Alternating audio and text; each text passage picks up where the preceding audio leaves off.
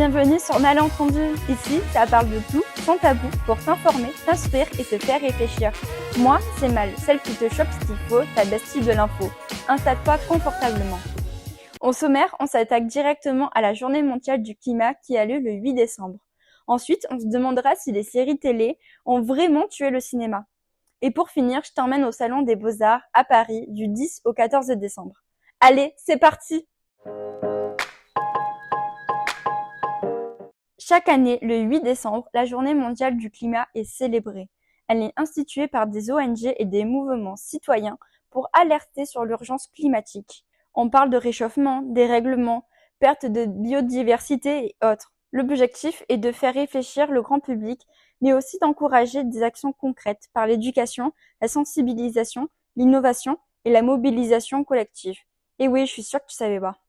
En 2025, le 8 décembre coïncide avec un événement particulier, la commémoration des 10 ans de l'accord de Paris, signé en 2015 dans le cadre de la COP 21. Attends, je te remémore parce que je suis sûre que tu n'as aucune idée de ce que c'est.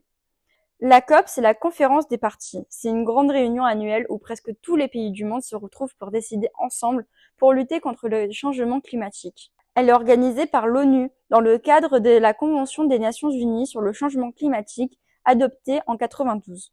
Mais à quoi ça sert?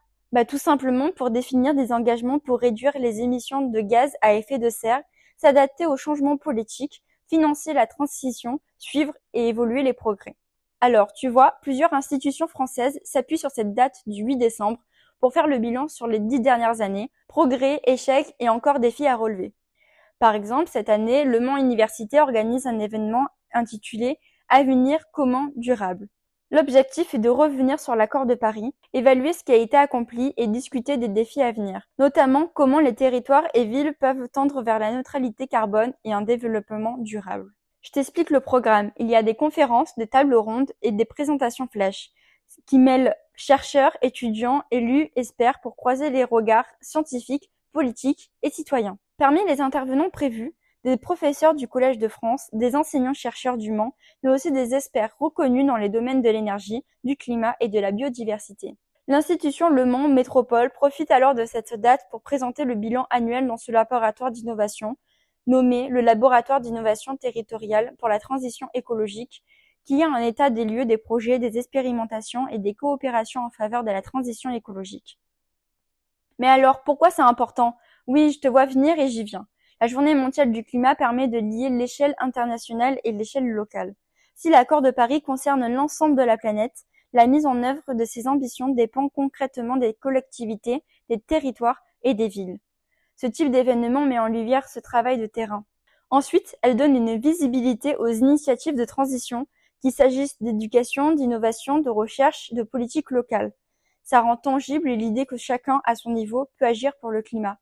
Par exemple, faire du tri sélectif, couper l'eau quand tu te brosses les dents, ou encore éteindre la lumière quand t'es pas dans la même pièce. Et en plus, ça te fera des économies, tu verras. C'est aussi l'occasion pour les jeunes étudiants et lycéens de s'engager, de s'informer, de se projeter à participer à des conférences, débattre et faire découvrir les enjeux et s'investir. C'est un moment de bilan pour dresser ce qui a été accompli en 2015, soit il y a 10 ans, mais aussi de pointer les obstacles et définir les prochaines étapes. Alors, et toi? Comment tu vas laisser ta marque sur la planète? En faisant attention? En continuant à être inconscient? De nos jours, les séries télé sont dans l'âge d'or dans le divertissement télévisé, notamment avec les plateformes comme Netflix, Disney+, ou encore Amazon Prime. Et on passe de plus en plus de temps à regarder des séries plutôt qu'aller au cinéma. Mais alors, ça veut dire que le cinéma, il est dépassé? Allez, voyons ça ensemble. Déjà, on peut dire que oui, malheureusement. Une série, on peut la regarder n'importe où, n'importe quand et sur n'importe quel appareil. Téléphone, iPad, télé, ordi, c'est toi qui vois. En gros, t'as plus besoin de te déplacer et de respecter un horaire de projection. En plus, les séries permettent de suivre des histoires sur plusieurs épisodes et saisons pour approfondir les personnages, pour qu'on s'attache à eux et aussi aux intrigues. Les séries ont explosé en termes de production, les budgets sont énormes, donc forcément, on a des acteurs connus et des réalisateurs de cinéma. Les séries rivalisent avec les films en termes de scénario et de réalisation. Je pense notamment à Game of Thrones, The Crown ou encore Breaking Bad, alors que le cinéma offre environ en moyenne 2h30 pour raconter une histoire. Les séries couvrent tous les genres, comédie, thriller, drame, science-fiction et documentaire, ce qui fait qu'on peut choisir exactement ce qu'on veut selon ses préférences et son humeur. D'un autre côté, les séries seraient rien sans le cinéma, puisqu'aller voir un film en salle avec un écran géant et un son immersif est une expérience que la maison ne peut pas reproduire. Enfin, si, c'est possible, mais j'espère que t'as le budget. Le cinéma offre un événement social grâce à des sorties entre amis, famille, rendez-vous galants au festival. Certains films ont une force émotionnelle condensée, impossible à retrouver dans une série. Je pense notamment à La liste de Schindler, Le tombeau d'Illusion, Million Dollar Baby, que je te conseille vraiment d'ajouter à ta liste. La narration d'un film est construite pour un impact immédiat et intense, avec une direction artistique spécifique. Les festivals et salles indépendantes permettent de découvrir des films d'auteurs, étrangers ou expérimentaux, comme le Festival de Cannes, mondialement connu. Les séries, souvent orientées grand public, ne remplacent pas cette diversité culturelle. Mais la série Stranger Things a tout changé. Elle sort son épisode final au cinéma aux États-Unis, en plus de la plateforme Netflix, en fin décembre. Les frères Duffer, créateurs de la série, ont annoncé dans une interview que, je cite, « Les gens n'ont pas l'opportunité de profiter du temps et de l'effort consacré au son et à l'image. Et ils regardent la série à une qualité réduite. Et puis, il est aussi question de pouvoir l'expérimenter collectivement avec d'autres fans. » Fin de citation. Alors, tu vois, même les créateurs d'une série emblématique mêlent série au cinéma. Alors, comment vraiment dire que le cinéma est en train de mourir si le nouveau mode de visionnage se rattache à ses origines? Les séries télévisées n'ont pas forcément tué le cinéma, mais elles ont modifié notre façon de consommer les histoires. Le cinéma reste un art unique, mais les séries ont apporté une flexibilité, une immersion et une diversité. Le débat reste donc ouvert. Complémentarité ou concurrence? À toi de me dire. En parlant d'art, tu trouves pas que c'est vraiment subjectif? Alors, si c'est vraiment le cas, je t'emmène au Salon des Beaux-Arts du 10 au 14 décembre au Réfectoire des Cordeliers à Paris, dans le quartier latin. Cette deuxième partie s'attaque à la sélection naturaliste, papier-papier, photographie et sculpture. Mais tu connais l'histoire des Beaux-Arts?